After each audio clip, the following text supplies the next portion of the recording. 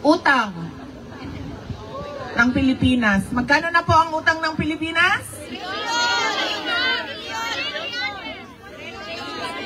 16 trillion. Yes, 16 trillion.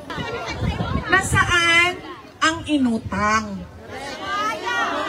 Kasi dapat pag nag-utang ka, may nakikita ka. Magandang hapon po, Yusek. Vice President Duterte questioned our national debt. Ang sabi niya po, bakit 16 trillion pesos ang utang, pero walang nakikita. Dapat kapag may inutang, may nakikita. VP also expressed frustration po over the San Juanico Bridge being promoted as a tourist spot. Hindi daw po ito dapat tourist spot. How does Malacanang respond to this? Thank you po. May kasabihan nga tayo, ang hindi marunong tumingin sa pinanggalingan. Hindi talaga malalaman ang katotohanan. Okay, ang tandaan po natin, ang utang na 16 trillion ay kabuuang utang ng gobyerno simula pa noong mga nakaraang administrasyon. At tatandaan din po natin ng ang administrasyon ni dating Pangulong Duterte ang naitalang may pinakamataas na naging utang na umabot ng 12.79 trillion as of June 2022.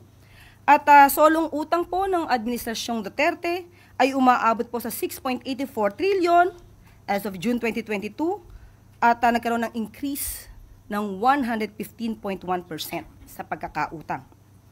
Sa ngayon po, pinipilit ng gobyerno ng ating pamahalaan na maiwasan po na mga pag-utang at ninanais din po ng Pangulo at hinihiling na palakasin pa po natin ang ating ekonomiya at of course, ang pagbabayad ng tamang buwis para po maiwasan na natin ang pag-utang ng malaki at although ang gusto ng Pangulo talagang paangatin po ang ekonomiya at tugunan ang lahat ng pangangailangan ng ating taong bayan. Sa totoo lang po, may mga krisis na nangyayari, hindi po maiiwasan ang kailanganin ng pondo. Ang sabi po ni dating Vice Presidente, hindi daw po niya nakikita. Sa kanyang talumpati sa Australia, binanggit niya po na mayroong balita patungkol sa magagandang nangyayari sa ekonomiya. Pero sabi niya, iyon ay sa papel lang.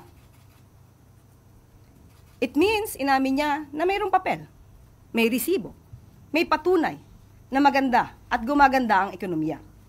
Hindi ito chismis. Hindi ito paninira lamang dahil may papel siyang inamin. Hindi ba niya po nakikita ang dulot na naibibigay, tulong ng Buka Centers, ang paglaki ng PhilHealth coverage, ang murang bigas, ang 3+1 promo ng LRT, MRT, ang fuel subsidies na ibibigay, at marami pang iba. Nakakalungkot po. Mahirap po talaga. Mahirap turuan ang walang alam at walang balak umalam. Mahirap din buksan ang mata ng bulag at nagbubulag-bulagan.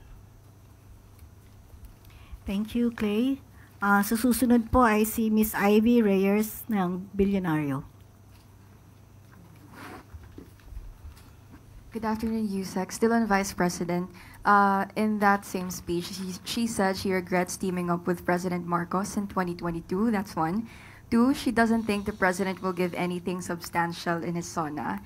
And last, while she has no ill feelings for the president, she has a problem with his performance, pointing out the lack of direction of the admin. Yun lang po. Thank you. Yun nga po, ulit-ulit ang kanyang issue. Wala na po yatang bago. Natin niya na pong sinabi yan na nagsisisi siya. Pero talaga po sigurong ganyan na mangyayari dahil ang Pangulo po ang nais na mga makakasama niya sa kanyang administrasyon ay nagtatrabaho at mabilis umaksyon. So kung wala po nakikita ang Vice Presidente na maaaring gawin ng Pangulo, ganyan po talaga ang mangyayari kapag po hindi binubukas ang isipan at ang mata at ang puso para sa taong bayan. So kung hindi po talaga siya makikinig at hindi niya po titignan ang mga records na nangyayari sa gobyerno, wala po talaga siyang malalaman. Thank you, Ivy. Next po is si Chloe Hufana ng Business World. Good afternoon, Yusek. With the Iranian parliament approving the closure of the Strait of Hormuz and global oil prices nearing $80 per barrel, will this development trigger the activation of the Philippines' oil contingency plans? Actually po, pinababatid ko po sa inyo na magkakaroon po ng meeting ang economic team with the President. At maibibigay ko po sa inyo ang detalye kung anong po ang mga plano. Bukas, kahit po walang pasok sa Maynila, magkakaroon po tayo ng press briefing bukas. Bukas. Anong oras bukas, Yusek? Maaaring ngayon, maaaring bukas, pero bukas ko po maibibigay sa inyo ang detalye. Pero nagpapatawag na po ang Pangulo ng meeting po. Follow-up question na lang, Yusek. How prepared is the Philippines for a potential energy crisis stemming from this situation, and when can we expect the release of official guidelines or response measures? Bukas po, maibibigay ko po sa inyo detalye, pero as of the moment, ang maibibigay po ng gobyerno ay ang fuel subsidy para sa ating mga tsuper, sa mga drivers po, para po maibsan naman ang kanilang alalahanin. At para na rin po ito sa mga commuters. Meron pong nakalaan na 2.3 billion, kung di po ako nagkakamali, 2 billion para po dito sa fuel subsidy na ibibigay para sa ating mga driver po. Kailan i-roll out tong subsidy, Yusek? Bukas po malalaman natin po lahat itong plano po. Thank you, Chloe. Ang susunod po ay si Mr. Sam Medinilla ng Business World. Mrs. Mirror, sorry. Good afternoon, ma'am.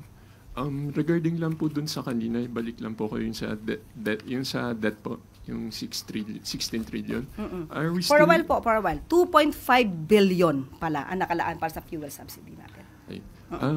Base po dun sa mga ongoing economic developments, yung crisis sa Middle East, are we still confident na marireach po ng government yung 5.3% GDP, debt to GDP target ng DOF po? Naku, yan po talaga ang pinagdarasal natin. Pero sa mga nangyayari po at na hindi na po natin to kontrolado, ipanalangin po natin na maabot pa rin po natin. Pero pipilitin pa po sa abot na makakaya ng pamahalaan at sa mga direktiba po ng Pangulo, pipilitin po natin ma-attain pa rin po yan, despite all of this. Tapos second question ko po, may update na receive na po kaya ni President Marcos yung copy ng Konektadong Pinoy Bill, at saka meron na po ba siyang decision if he will veto it or not?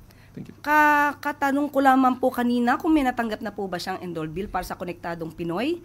As of now, wala pa pong natatanggap, pero rest assured na kapag po natanggap ito ng Pangulo, pag-aaralan po itong mabuti para po sa lahat ng stakeholders, para po sa mga kababayan natin na nangangailangan po ng magandang internet connection at sa mga service provider din po. Follow-up lang po. Bali, may plan po kaya si President na makipag-meeting sa stakeholders na may mga concerns regarding dun sa bill? Sa ngayon, wala pa pong ipinararating sa atin dahil hindi pa naman po niya nababasa kung ano yung Konektadong Pinoy Bill, ang detalye po nito. At malamang po, pwede nating sabing oo dahil po ito rin para naman sa lahat.